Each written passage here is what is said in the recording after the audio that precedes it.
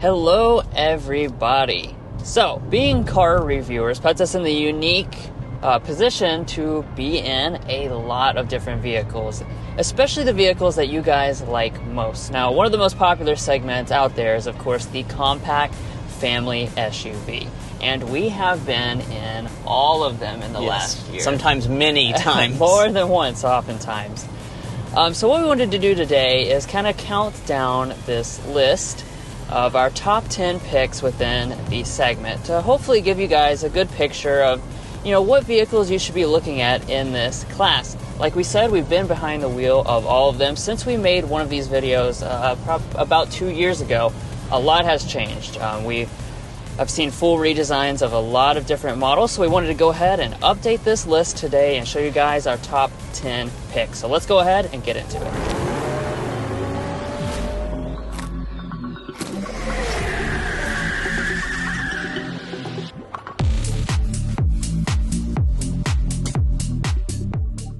All right, so let's go ahead and hop into it with number 10.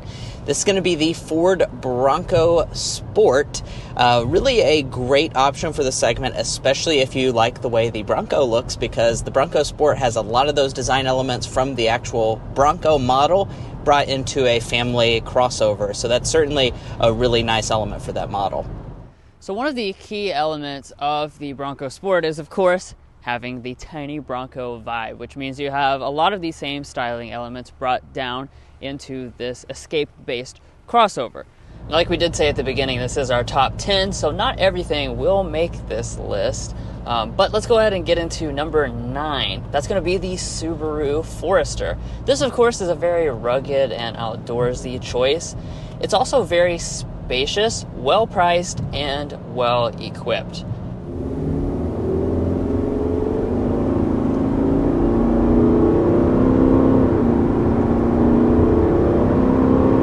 Because this really puts the emphasis on that. Yeah, it's such a practical vehicle.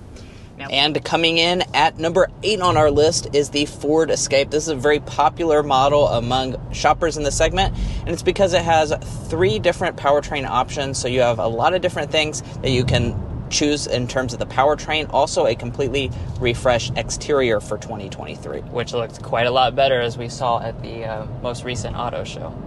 So you can probably tell right off the bat that quite a bit of things have changed. You'll notice we have the latest evolution of the Ford grille. It's a little bit more rounded, a little bit bigger, a little bit bolder than before. And we have the nice prominent Ford emblem right there in the middle. Of course, what you're probably noticing more than any other element, though, is the fact that we have a light bar that runs across the front of the grille. All right, so let's keep things going here and move on to our number 7 slot. That is going to be the Volkswagen Tiguan. The good things about the Tiguan are German build quality. Yep. That, of course, is something that is hard to come by, and the Germans do that really, really well.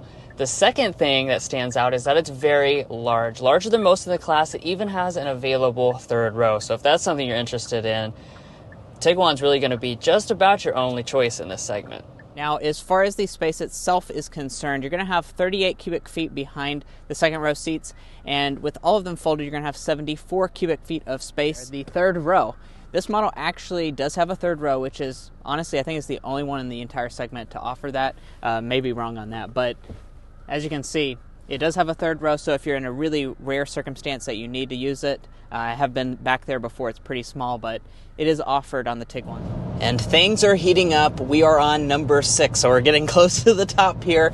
That is going to be the Nissan Rogue. The Nissan Rogue is, of course, very popular as well. It has a new turbo 3-cylinder with loads of torque. It's actually a surprisingly good engine. We spent an entire week with it just a little bit ago, and it really is a phenomenal choice, balancing a lot of space and practicality for the family. The seat itself, though, very, very comfortable. These are Nissan zero-gravity seats, and we can say after a week, these are incredibly comfortable seats to set in. A lot of support on a long road trip.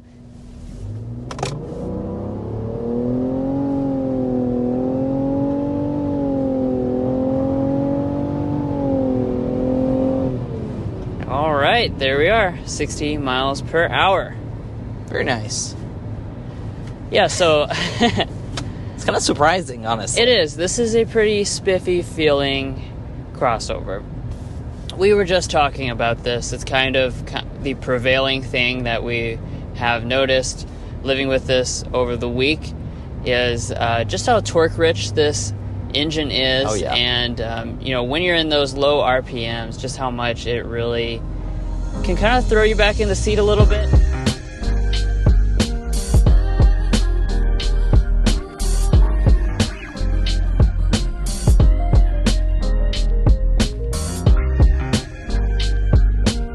Now, our number 5 slot is a vehicle a lot of people kind of overlook. The brand in general, actually, Mitsubishi Outlander. Why this is number 5 is because this is a really surprising vehicle. When we sampled this out last year, we were very impressed by it. It is, of course, now sharing a lot of things with the Nissan Rogue because they are in a partnership with each other, but it does have some advantages over the Nissan Rogue, which is why it's higher on the list. First of all, it has a more luxurious cabin. It's surprisingly very, very nice on the inside when you choose the top model. The second thing is that it has an additional powertrain option that Rogue doesn't offer. It offers a plug-in hybrid. We haven't sampled that version yet, but it does have, I believe, close to 40 miles of range, which is really impressive, and we definitely like to see those extra electrified options available in the lineup. And as a bonus, it does not have the 3-cylinder for those of you who might be a little sketched out for going for the Turbo 3. Right. Some people don't like the turbocharged engine. It still uses the Rogue's previous engine. When you get that, that's going to throw in semi-aniline leather, which is one of the nicest grades of leather you can get in any type of vehicle. Then we have another layer of leatherette, this finished again in the color contrast tan, which looks very nice. So piano black accents, and then finishing it off, we have a nice pad of leather along the console here to rest your knee against. And what I was saying was, in the former tense, that's because if you watched our 2022 Nissan Rogue review, you'll know that they actually switched to a turbo 3-cylinder for this model year. As of now, this does still have its previous powertrain. No word on whether they're going to also switch this Outlander to that turbo 3-cylinder, but all right, and as we head into our top 4 choices, yeah, we're in the top 4. Drew and I really debated these, so know that a lot of thought went into which ones placed where, because these are all so good options. I mean, they are incredible choices for the family, and you couldn't be blamed for going with any of these top 4. You know, and it's just a huge debate, and coming in at the number 4 slot is the Mazda CX-5 / Mazda CX-50. They do, of course, have 2 models kind of in the same segment here. One is more off-road, and one is more luxurious. Not exactly the same thing, but they're similar enough that they really should be considered in the same way because they have the same kind of strong suits when you start to break down, you know, what you're getting, which is a lot of luxury. They really have strong luxury.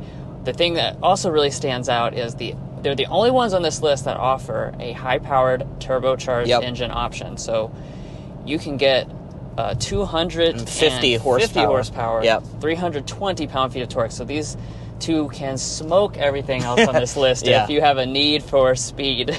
And I will say, we debated this a lot. If you're a driving enthusiast, the Mazdas are going to be the number 1 option in the segment because they do drive way better than the rest. Right. We're trying to put ourselves in the perspective of the average person in this segment, which is, you know, emphasizing space, efficiency, things like that, higher than driving dynamics. But like we said, if you really care about driving, we do, you know, this is going to be your choice to choose the Mazda models.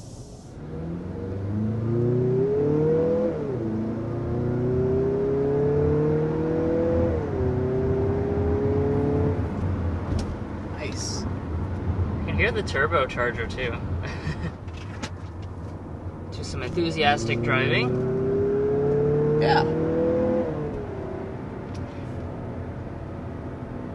Yeah, so us testing it out this week, you know, one of the things that's really been the best things to experience that I've been happy about is that we're not sacrificing that Mazda character for the extra off-road capability. Because I was wondering, you know, are they going to make it like really soft, for example?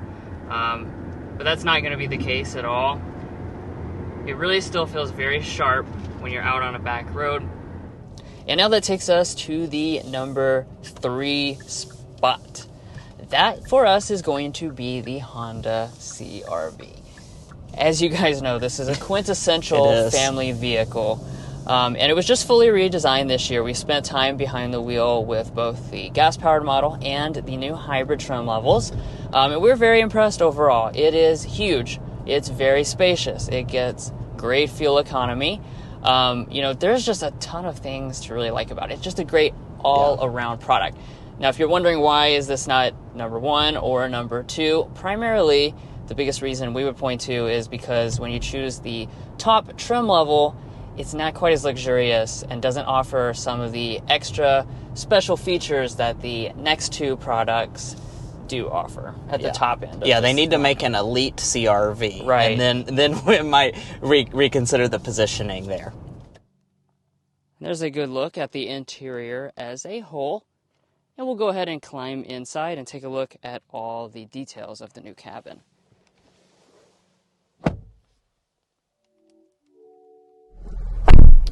Alright, now shutting it up though, let's go ahead and get right to talking about space, because I think that's the most important thing about this CR-V's rear seat. So we're going to be looking at 41 inches of legroom, 38.2 inches of headroom, and if you know anything about the previous generation of the CR-V, it's the fact that it was already absolutely enormous, one of the very largest in the class, and Honda has actually added to that even further. So this is actually going to be 0.6 of an inch more legroom than.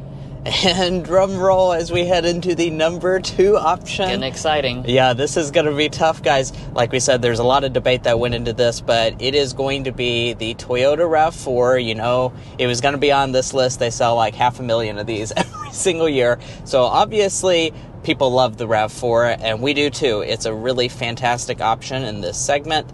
Namely, some of our favorite things about it are that it has a fantastic hybrid model that gets, I believe, 40 miles a gallon, and we've had that for a full week to test out here, and it actually does achieve that 40 miles a gallon. It's incredible fuel economy. And they do also have a plug-in hybrid version, and you can tart it up pretty much as you want. You have tons of features. You can get ventilated seats, heated rear seats, a panoramic moonroof, 360 camera. You can really make the RAV4 exactly what you want it to be. Exactly. And tons of space, which of course is super important to people in this segment. Clicking into reverse, like I was mentioning earlier, here is your 360-degree camera system. Limited trim levels are available on the XLE models, and then we have optional ventilation here with this limited trim level. 40 miles a gallon combined. So the technical rating is 41 city, 38 highway, 40 combined. And that goes for every single trim level of the hybrid model. That is crazy good fuel economy, guys. That's better than what you get out of the CR-V hybrid, better than what you get in the Tucson hybrid. It's just, that's great fuel economy. All right, this is it. This is number 1. Now, just like with the Mazdas, it's going to be a little interesting because our number 1 slot actually belongs to two models that are related to each other. That's going to be the Hyundai Tucson and the Kia Sportage. Yep. These 2 models, of course, they don't look the same. They do have slightly different features, but fundamentally they are the same vehicle because they are related to each other, and that means they have the same really long list of strong suits. Right. First and foremost, these 2 in their new generations have both grown substantially, so now they're 2 of the largest offerings in the entire segment. Tons and tons of space, great cargo capacity, very versatile in that regard. Secondly, both emphasize value very strongly. You're able to get a ton of features for a really, really great price. You may have noticed we're actually driving a Sportage right now. We are. This just happened to be our press loan this week when we thought to make this video series.